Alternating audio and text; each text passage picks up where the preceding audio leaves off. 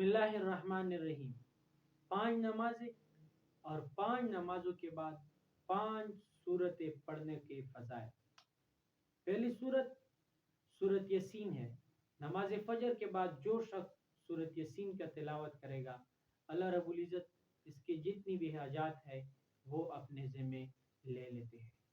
اور ظہر کی نماز کے بعد جو شخص سورہ فتح کی تلاوت کرے گا، اللہ رب العزت اس وقت تک موت نہیں عطا فرماتے جب تک وہ حج اور عمرت کی سعادت حاصل نہ کرتا ہے۔ اسی طرح نماز عصر کے بعد جو شخص سورہ نبا اس کی تلاوت کرے گا، اللہ رب العزت محشر کی تنگی سے اس کو حفاظت عطا کر دیں گے۔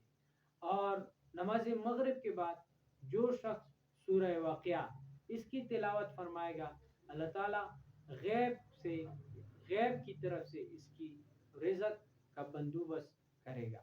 اور سورۃ الملک تبارک الذی جو شخص عشاء کی نماز کے بعد اس کا تلاوت فرمائے گا اور تلاوت کرے گا، اللہ رب العزت عذاب قبر سے نجات دے گا اور ساتھ ساتھ محشر کی سختی سے نجات دے گا، اور اللہ رب العزت روز محشر اس کی شفاعت کرے گا۔